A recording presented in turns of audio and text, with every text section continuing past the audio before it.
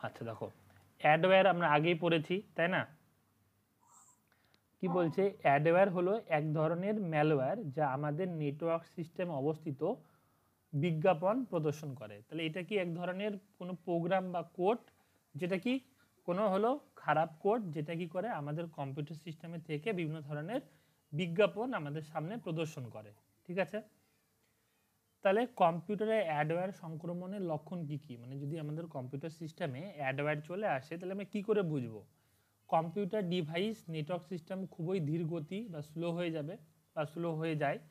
দেখো আগেও পড়েছি, যখন আমাদের ম্যালওয়্যার আক্রমণ করে বা কোনো ভাইরাস আক্রমণ করে নর্মালি কম্পিউটার কি স্লো হয়ে যায়, সেম একই জিনিস। আমাদের হোম পেজে অপ্রত্যাশিত কিছু পরিবর্তন হওয়া, মানে আমাদের যে ধরে নাও কোনো একটা ওয়েবসাইটে ভিজিট করেছি, সেই ওয়েবসাইটে অটোমেটিক দেখছি অন্য কিছু পরিবর্তন হয়ে যাচ্ছে বা অন্য কোনো ওয়েব পেজ ওপেন হয়ে যাচ্ছে। আমাদের ওয়েব পেজগুলি সঠিকভাবে প্রদর্শিত না হওয়া, যে ওয়েব পেজটা খুলেছি সেটা না প্রদর্শিত হয়ে অন্য কোনো ওয়েব পেজে আমাদেরকে নিয়ে চলে যাচ্ছে এরকম। অনেক সময় ইন্টারনেট ব্রাউজিং না করলেও হঠাৎ হঠাৎ বিজ্ঞাপন আবির্ভূত হওয়া, আমি ব্রাউজার খুলছি না, আমাদের স্ক্রিনের সামনে কোনো না কোনো একটা অ্যাড চলে আসছে, এরকম ব্যাপার। ইন্টারনেটের গতি কমে যাওয়া, ডিভাইস বারবার ক্র্যাশ হয়ে যাওয়া, মানে কি বারবার বন্ধ হয়ে যাওয়া বা হ্যাং করা, এই সমস্ত জিনিসগুলো হতে পারে। মোবাইল ফোনের ক্ষেত্রেও ধীর গতি, অনেক অবাঞ্ছিত বিজ্ঞাপন, পপ আপ মেসেজ তোমাদের সামনে শো হবে, মানে মোবাইল ফোনের স্ক্রিনে পপ আপ মেসেজ শো হবে। ব্যাটারি দ্রুত শেষ হয়ে যাওয়া, অপ্রয়োজনীয় গেমস নিজে থেকে ডাউনলোড ইত্যাদি অ্যাডওয়্যার সংক্রমণের লক্ষণ। মোবাইল ফোনের ক্ষেত্রে এই প্রবলেমগুলো দেখা যাবে। ঠিক আছে, বুঝতে পেরেছো? হ্যাঁ স্যার। আচ্ছা, এবার কি বলেছে দেখো, অ্যাডওয়্যারের ইতিহাস ও প্রথম ব্যবহার। 1995 সাল নাগাদ অ্যাডওয়্যার ব্যবহার শুরু হয়েছিল। কিছু শিল্প বিশেষজ্ঞরা সমস্ত প্রকার অ্যাডওয়্যারকে স্পাইওয়্যার হিসাবে ব্যবহার করেছিল। কী হিসাবে ব্যবহার করেছিল? স্পাইওয়্যার, মানে কারোর উপর নজরদারি করার জন্য ব্যবহার করেছিল অ্যাডওয়্যারকে, যাতে ব্যবহারকারীর অজান্তেই তার কম্পিউটার থেকে গোপন তথ্য সংগ্রহ করতে সক্ষম হয়। তারা তার কম্পিউটারে যে সমস্ত গোপন তথ্য রয়েছে সেটা যেন কালেক্ট করতে পারে, এই উদ্দেশ্যেই প্রথম অ্যাডওয়্যারটা ব্যবহার করা হয়েছিল। পরবর্তীকালে অ্যাডওয়্যার বৈধতা বাড়ার সাথে সাথে সাথে ইউটিউব, সিনেমা বা যে কোনো জনপ্রিয় অ্যাপসে এর প্রচলন শুরু হয়। যখন ইউটিউব বা সোশ্যাল মিডিয়া প্ল্যাটফর্মগুলো আস্তে আস্তে ডেভেলপ করতে থাকে, তখন সেখানে অ্যাডভার্টাইজমেন্টগুলো শুরু হয় এবং সেখানে আস্তে আস্তে অ্যাডওয়্যারের আক্রমণ দেখা যায়। এটুকুনি বুঝতে পেরেছো? হ্যাঁ। ওকে, একবার দেখে নাও, কোথাও ডাউট থাকলে বলো।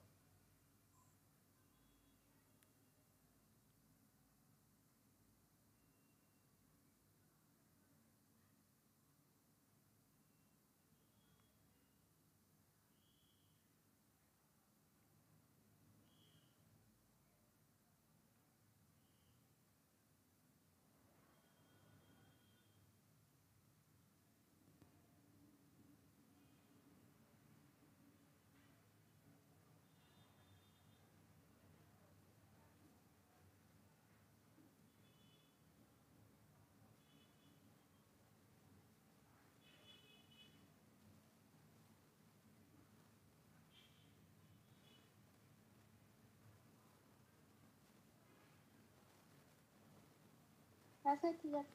ঠিক আছে, এবার দেখো অ্যাডওয়্যারের প্রকারভেদ দিয়েছে, মানে অ্যাডওয়্যার কী কী ধরনের হয়।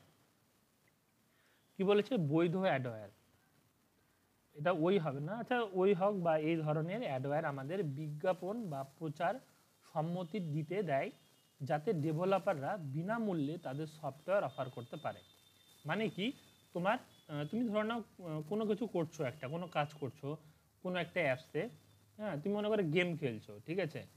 তো গেম খেলতে খেলতে তোমার মোবাইল ফোনে অটোমেটিকলি একটা অ্যাডভার্টাইজমেন্ট আসলো, বা তুমি ফটো এডিট করছো, তোমার ওখানে একটা অ্যাডভার্টাইজমেন্ট আসলো যে তুমি এই অ্যাপটা ডাউনলোড করো, এই অ্যাপটা ডাউনলোড করলে তুমি 10 টাকা বিনামূল্যে পেয়ে যাবে, মোবাইল নাম্বার দিয়ে রেজিস্ট্রেশন করলে 10 টাকা বিনামূল্যে পেয়ে যাবে, বা সেখান থেকে অন্য কোনো গেমস ডাউনলোড করার কথা বলছে, সেই অ্যাপ থেকে অন্য অ্যাপের একটা অ্যাডভার্টাইজমেন্ট শো হচ্ছে।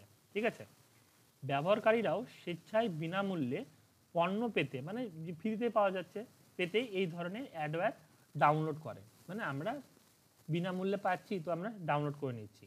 এটি গ্রাহকদের বিনামূল্যে পণ্য দেওয়ার একটি বৈধ এবং আইনি উপায়, মানে ফ্রিতেই কোনো কিছুকে আমাদের মোবাইল ফোনে ডাউনলোড করিয়ে দিচ্ছে।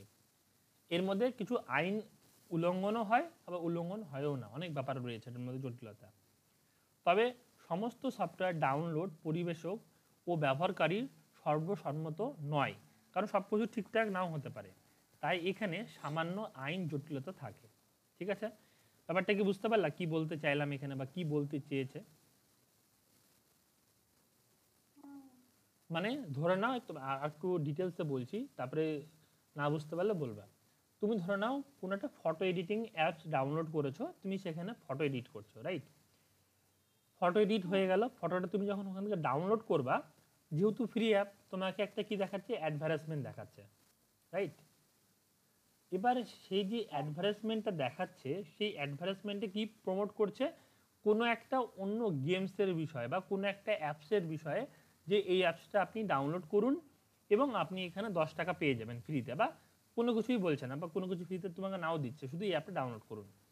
ওই যে এর আগের দিন বলেছিলাম যে 100 জনকে যদি দেখাই, তার মধ্যে থেকে তো একজন তো অন্তত ডাউনলোড করবে, তাই না? তাহলে কি তাদের অ্যাপটা বিনামূল্যেই প্রমোশন হয়ে যাচ্ছে, মানে তাদেরকে আমাদের কম্পিউটার ডাউনলোড করার জন্য আমাদেরকে এক্সট্রা করে টাকা দিতে হচ্ছে না, তারা ওই অ্যাডভার্টাইজমেন্ট কোম্পানিকে টাকা দিয়ে আমাদের মোবাইল ফোনে বা আমাদের কম্পিউটার সিস্টেমে কিন্তু ঢুকে যাচ্ছে। ব্যাপারটা বুঝতে পারলে? হ্যাঁ। ওকে, এবার কি বলছে, সম্ভাব্য অবঞ্চিত অ্যাপ্লিকেশন, PUAS, নামটা মানাতে, PUAS, এটি সম্ভাব্য অবাঞ্ছিত আবেদন বা অ্যাপ্লিকেশন, AUAS বলা হয়। তার কারণ সমস্ত PUA ক্ষতিকারক নয়, মানে যতগুলো রয়েছে সবগুলো ক্ষতিকারক না, এরকম ব্যাপার। তবে কিছু পপ আপ বিজ্ঞাপন, হ্যাঁ, PUA পপ আপ বিজ্ঞাপন দেখানো বা ডিভাইসের গতি কমানোর মতো আচরণ প্রদর্শন করে। ঠিক আছে, মানে পপ আপ বলতে কি, ধরনের যে আমাদের কম্পিউটার স্ক্রিন, তো এখানে একটা হট করে উপরে মেসেজ চলে আসলো যে আপনার কম্পিউটারটা মধ্যে ভাইরাস আক্রমণ করেছে, আপনি ভাইরাসটাকে ডিলিট করতে চাইলে এই অ্যাপটা ডাউনলোড করুন। তাহলে উপরে যে আমাদের অ্যাডভার্টাইজমেন্টটা আসছে সেটাকে বলে পপ আপ অ্যাডভার্টাইজমেন্ট। বুঝতে পারলে? ওকে, তাহলে PUS এর ফুল ফর্ম কি? Potentiality unwanted application. ঠিক আছে, বা অ্যাপ্লিকেশন বিভিন্ন প্রকারের হতে পারে। তাহলে এখানে মূল ব্যাপারে কি, PUS এর ফুল ফর্ম কি এটা জানতে হবে, আর PUA কিভাবে কাজ করে। তাহলে কি এটা একটা মানে অবাঞ্ছিত আবেদন, যেটাকে আমরা কি বলা হয়, AUSও বলা হয়। তার কারণ কি, PU এর মধ্যে যতগুলো আমাদের অ্যাডভার্টাইজমেন্ট দেখানো হয় সেগুলো প্রত্যেকটা ক্ষতিকারক নয়, তবে কিছু কিছু পপ আপ বিজ্ঞাপন আসতে পারে আমাদের মোবাইল ফোন স্ক্রিনে বা কম্পিউটার স্ক্রিনে, যেখান থেকে গিয়ে যদি আমরা কোনো কিছু ডাউনলোড করি, তাহলে আমাদের কম্পিউটার সিস্টেম বা মোবাইল ফোন সিস্টেম কি হতে পারে, কম্প্রোমাইজ হতে পারে বা হ্যাক হতে পারে। নিজের ভাষায় বললাম আমি, ঠিক আছে? আর PUS এর ফুল ফর্ম হলো পটেনশিয়ালি আনওয়ান্টেড অ্যাপ্লিকেশন। এভাবে বললেই পারবা, তাই না? বুঝতে পেরেছো তো 100%? হ্যাঁ। আচ্ছা, না বুঝতে পারলে পড়বা, পড়ে নিয়ে কোশ্চেন করবা আমাকে, হ্যাঁ? এবার কি বলেছে, আইনি প্রতারণামূলক অ্যাডওয়্যার, মানে কিছু আমাদের হচ্ছে অ্যাডভার্টাইজমেন্ট দেখাচ্ছে, সেখানে প্রতারণা করছে। ঠিক আছে, যে অ্যাডওয়্যার আইন কিন্তু ব্যবহারকারীকে প্রতারণা করে, তা এই বিভাগে পড়ে। যে অ্যাডওয়্যারে আইনি কিন্তু ব্যবহারকারীকে প্রতারণা করে, মানে কি, ধরে নাও তোমাকে একটা কোনো অ্যাপস দেখাচ্ছে, বলছে এই অ্যাপসটা ডাউনলোড করুন, এখানে আপনি 100 টাকা ইনভেস্ট করুন, আপনি সেখান থেকে 10 দিন পরে 200 টাকা পেয়ে যাবেন। তাহলে সে তো অ্যাডভার্টাইজমেন্ট দেখাতেই পারে, তাই না? এবার তুমি ডাউনলোড করে টাকা ইনভেস্ট করলা, সেটা আদৌ তুমি ভেরিফাই করলা না সেটা জেনুইন অ্যাপ কি জেনুইন অ্যাপ না, তাহলে তোমার টাকাটা চুরি হতেই পারে, তুমি তখন তো কোনো ক্লেম করতে পারবে না। বা একটা অ্যাপ খুব ভাইরাল হচ্ছে, অ্যাস্ট্রোটক, দেখেছো কি না? দেখবা বারবার অ্যাডভার্টাইজমেন্ট আছে। এবার তোমাকে বলল জ্যোতিষী যে প্রথমটা ফ্রি ট্রায়াল তোমাকে দিল, তারপরে বলছে তোমাকে তোমার ভাগ্য জানার জন্য তোমাকে 200 টাকা দিতে হবে বা 500 টাকা দিতে হবে। তুমি 500 টাকা দিয়ে দিলা, রাইট? 500 টাকা দিয়ে দেওয়ার পরে উনি যা বলছেন সেটা আদৌ যে সত্যি তার কি কোনো মানে আছে? না, না। না, উনি যে আদৌ সত্যিকারের জ্যোতিষী তাও তুমি ভেরিফাই করতে পারবা না, তাই তো? ফেক প্রোফাইল বানানো কোনো বড় ব্যাপার না।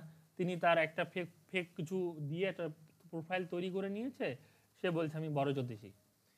এবার তুমি তুমি যখন 1 বছর পর দেখছো উনি উনি যা যা বলেছেন সেগুলো একটাও মিলছে না, তার মানে তুমি বুঝতে পারবা সে ফেক। কিন্তু তুমি তার সার্ভিস নেওয়ার জন্য 500 টাকা দিয়ে দিচ্ছ, তুমি কি তার সেটা ব্যাক চাইতে পারবা? আইনিভাবে কি তোমার তোমার তরফে কোনো কিছু আসবে? আসবে না, কারণ তোমাকে সার্ভিস দেওয়ার জন্য বলেছে। এই হচ্ছে গল্প। বুঝতে পারলে ব্যাপারটা? হ্যাঁ, ওকে। এবার কি আইনি অপমানজনক অ্যাডওয়্যার, এই ধরনের পিইউএ গুলি আমাদের বিজ্ঞাপন দিয়ে উৎসাহিত করার জন্য ব্যবহৃত হয়। এটি বৈধ কারণে এতে কোনো ম্যালওয়্যার জড়িত নেই। ফিটনেস পিলের বিজ্ঞাপন এই ধরনের অ্যাডওয়্যারের উদাহরণ। লাইক যে তোমাকে কোনো অ্যাপ দেখাচ্ছে, যেটা তুমি বলছে ডাউনলোড করো, এইভাবে তুমি চলো, তাহলে তুমি খুব ফিট হয়ে যাবা, তুমি খুব মনে করো হেলদি শরীর থেকে তুমি ফিট শরীরে চলে আসবে।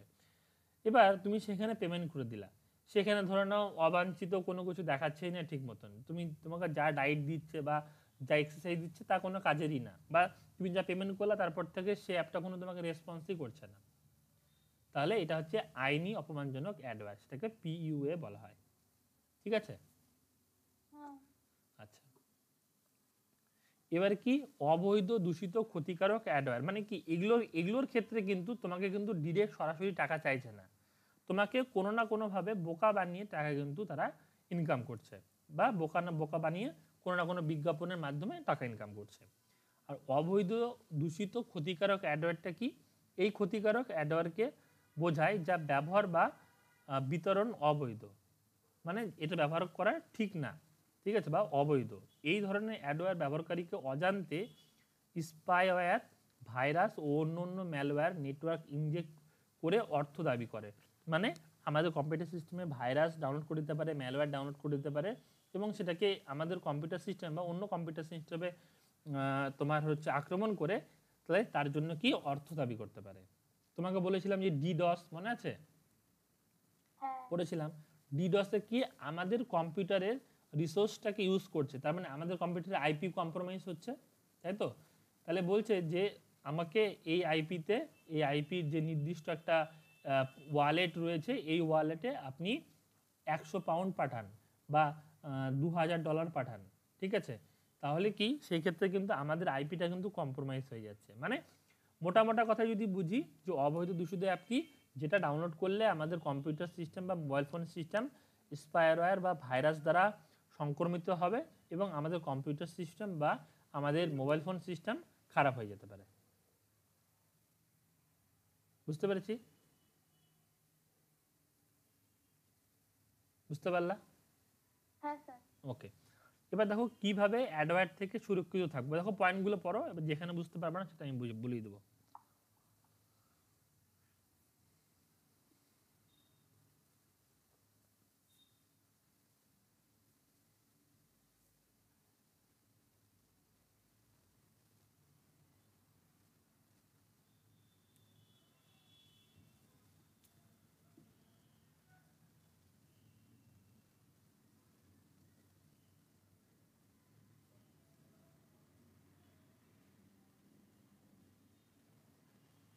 হ্যাঁ স্যার, ঠিক আছে। ঠিক আছে, ওকে। এবার দেখো কি বলেছে, ই ওয়েস্ট ম্যানেজমেন্ট বা ইলেকট্রনিক বজ্র পদার্থ ম্যানেজমেন্ট। ইলেকট্রনিক বজ্র বলতে ফেলে দেওয়া বৈদ্যুতিক বা ইলেকট্রনিক ডিভাইসগুলিকে বোঝায়। ইলেকট্রনিক বর্জ্যের সাধারণ উৎসগুলির মধ্যে রয়েছে television, computer, mobile phone, air conditioner থেকে শুরু করে শিশুদের ইলেকট্রনিক খেলনা, মিক্সার গ্রাইন্ডার, মাইক্রোওভেন, ফ্রিজ, সমস্ত ধরনের গৃহস্থলী সামগ্রী যেগুলি আর বর্তমানে ব্যবহার হয় না। তাহলে দেখো আমাদের খুব সহজেই এটা মুখস্থ হয়ে গেল। ই ওয়েস্ট ম্যানেজমেন্ট বলতে কি বোঝাই আমরা, হচ্ছে যে সমস্ত বৈদ্যুতিক ডিভাইসগুলো আমরা ব্যবহার করছি না এবং যেগুলোকে আমরা ফেলে দিচ্ছি। হ্যাঁ, যেমন কি এই সমস্ত যন্ত্রপাতিগুলো হতে পারে, যেমন মনে করো তোমার মোবাইল ফোনের চার্জার খারাপ হয়ে গেছে, তুমি কি সেটাকে ইউজ করবা না, ফেলে দিবা। তাহলে সেটা কিন্তু ই ওয়েস্ট হয়ে গেল। তোমার মনে করো কোনো ইয়ারফোন খারাপ হয়ে গেছে, তুমি সেটাকে ইউজ করছো না, ফেলে দিচ্ছ, তাহলে সেটাও কিন্তু ই ওয়েস্টের মধ্যে চলে যাচ্ছে। বুঝতে পারলা? হ্যাঁ ওকে, এবার কি বলেছে, ই বজ্র কেন ক্ষতিকারক?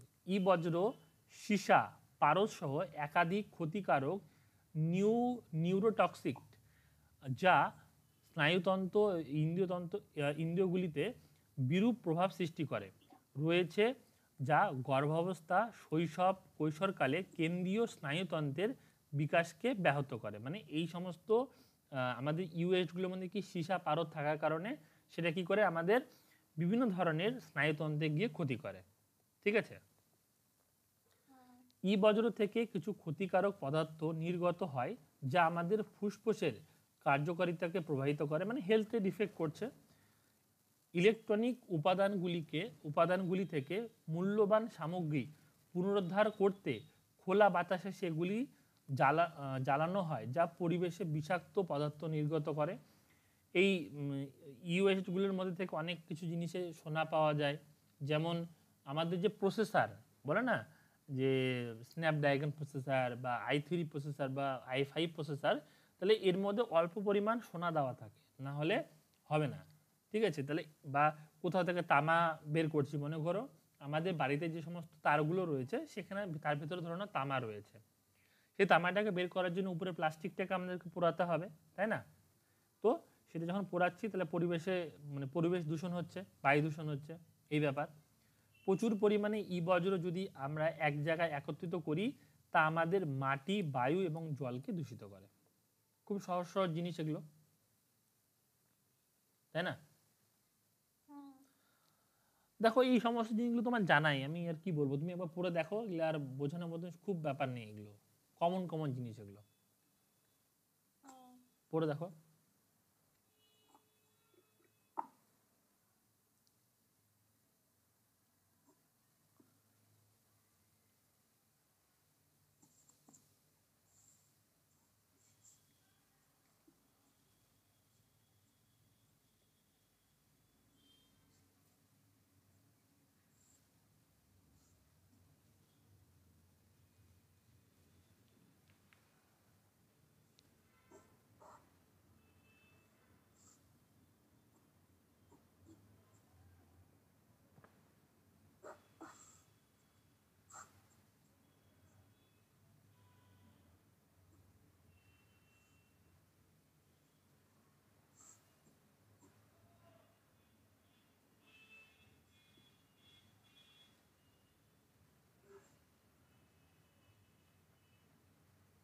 হ্যাঁ স্যার ঠিক আছে। ঠিক আছে, এগুলো দেখো, এগুলো বুঝতে পারছো কি? কোনটা? এই যে ইলেকট্রনিক ই বজ্র ম্যানেজমেন্ট, দেখো এখানে মেন মেন শুধু পয়েন্টগুলো আমাদেরকে বুঝতে হবে, হ্যাঁ, তাহলে তারপরে নিজে বানায় বানায় লেখা যাবে।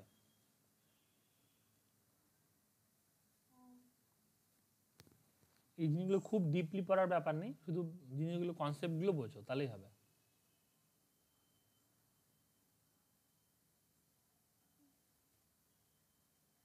একবার পড়ে নিব তাহলে। হ্যাঁ পড়ে নাও, একবার পড়ে নাও।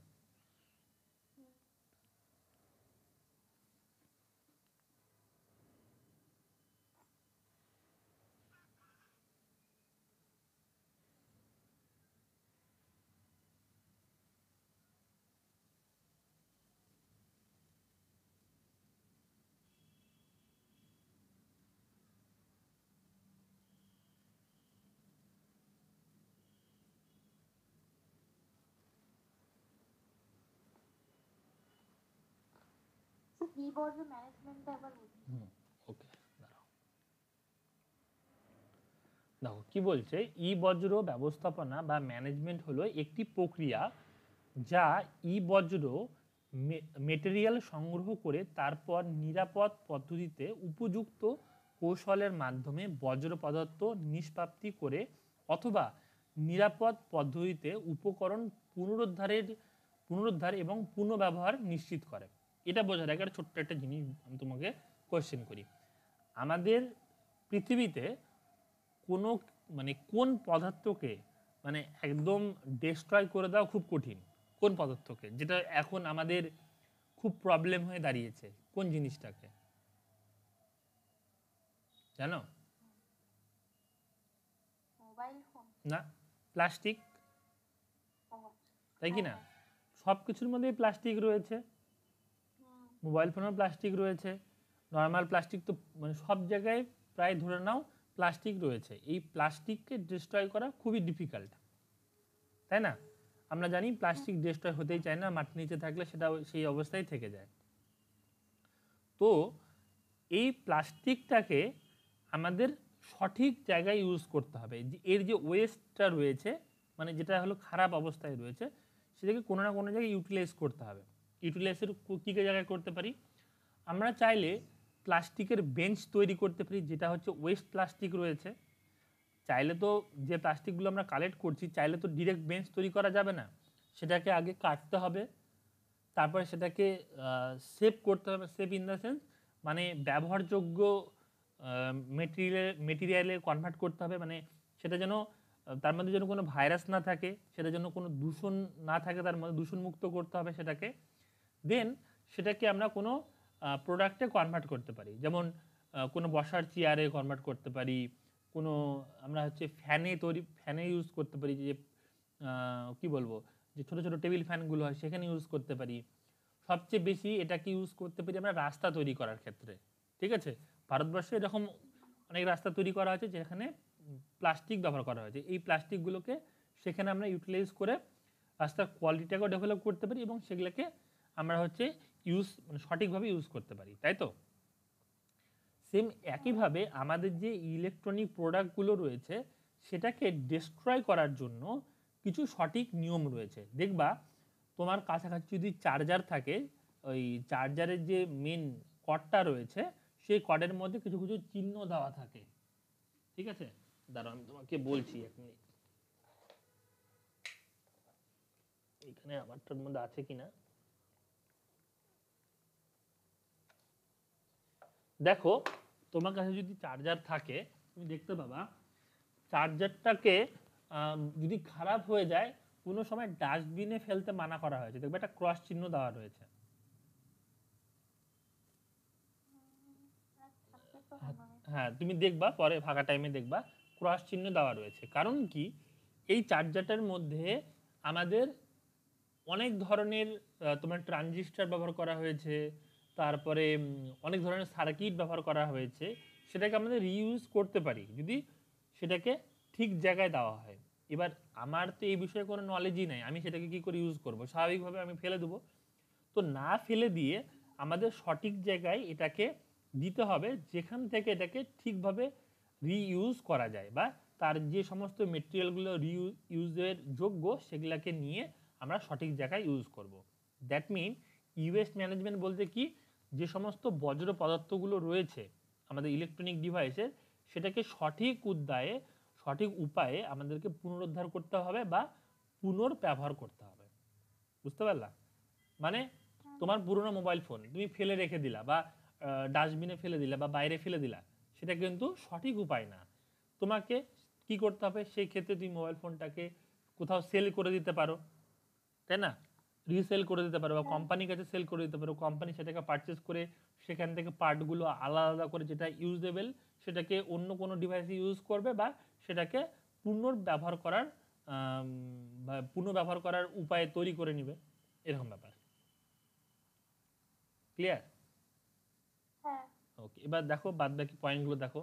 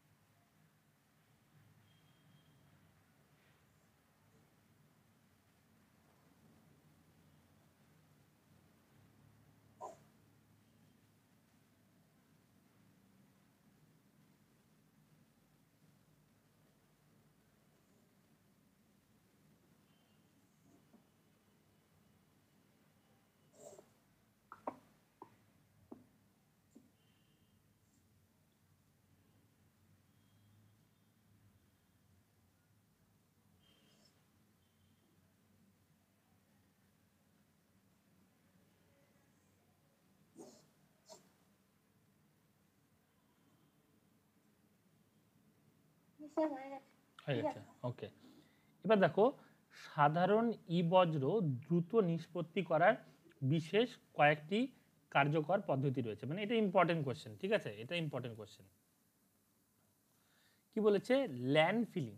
এটি মূলত মাটিতে একটি বিশাল গর্ত করে তার মধ্যে সমস্ত রকম ইলেকট্রনিক বজ্র দ্বারা ভরাট করে শেষে মাটি দ্বারা তা ঢেকে দেওয়াকে বোঝায়।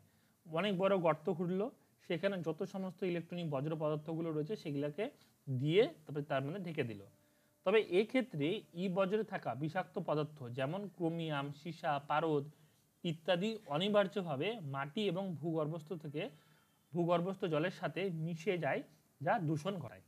তাহলে এগুলা জিনিস যদি জলের সাথে মিশে যায় সেটা কি করছে? আলটিমেটলি কিন্তু দূষণই ঘটাচ্ছে, ঠিক আছে। আর কি? অ্যাসিড স্যান।